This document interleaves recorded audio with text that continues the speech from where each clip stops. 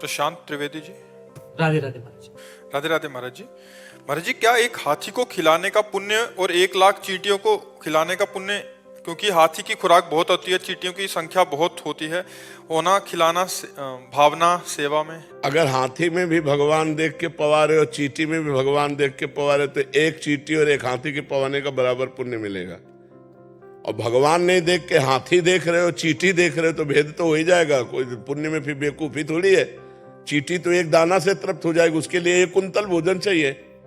दोनों में भगवान देखकर यदि दे रहे हो कि हाथी में भी वही भगवान है और चींटी में वही भगवान, तो पुण्य बराबर। और हाथी को हाथी देखकर चींटी को चींटी देख के तो पुण्य में घाटा। हाथी के पवाने का हाथी का फल मिलेगा और चींटी के पवाने के चींटी का फल मिलेगा। बात समझ में आ रही है? निर्णायक चतुर है। एक हाथी को खिलाते तो 1 आत्मा को पुण्य मिलता, और 10 लाख चींटियों को खिलाते 10 लाख आत्मा। हमारी बात नहीं समझे। 10 लाख आत्मा है ही नहीं। 10 लाख घड़े रखे हैं और एक सूर्य का प्रतिबिंब पड़ रहा है, तो 10 लाख सूर्य हो गए क्या? तो 10 लाख आत्मा है नहीं, आत्मा तो एक है और सब में प्रकाशित हो। चूंकि हम ज्ञान में है ना, इसलिए समझ नहीं पाते। हमने जो पहला शब्द कहा, जो भगवान हाथी में है वही चींटी में है, अगर ये भावना करके हम पाते हैं तो बराबर फल मिलेगा, क्योंकि वही आत्मा है।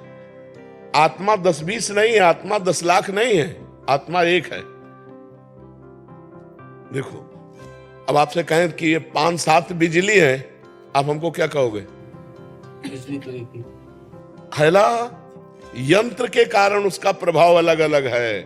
हीटर यंत्र है तो गर्मी फेंक रही, पंखा है तो हवा फेंक रही, एसी है तो ठंडा फेंक रही, लेकिन बिजली बस। ये खोपड़ियां अलग अलग हैं, बिजली एक है इनमें। जो बिजली है इनमें वो परमात्मा है, वो एक आत्मा है, एक वाहे गुरु है, वो एक है, वो अनेक नहीं है।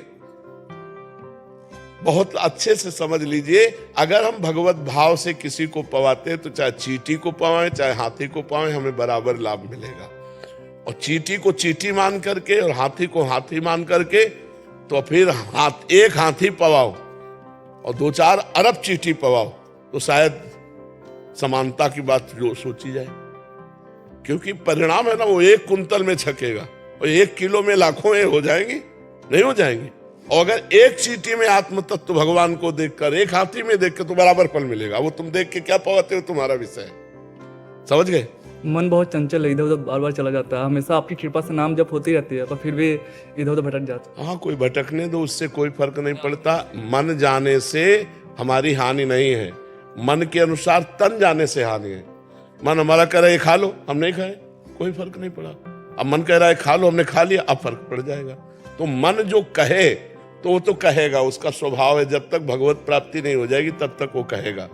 तो मन के कहने के अनुसार हम क्रिया ना करें तो मन से हमारी कोई हानि नहीं है। वो धीरे धीरे आ जाएगा, लाइन में आ जाएगा। खूब नाम जप करते रहो, मन के अनुसार क्रिया कर दी तो फिर नहीं आएगा, फिर तो और भटकना शुरू हो जाएगा। क्रिया को रोकना है मन के अनुसार। जो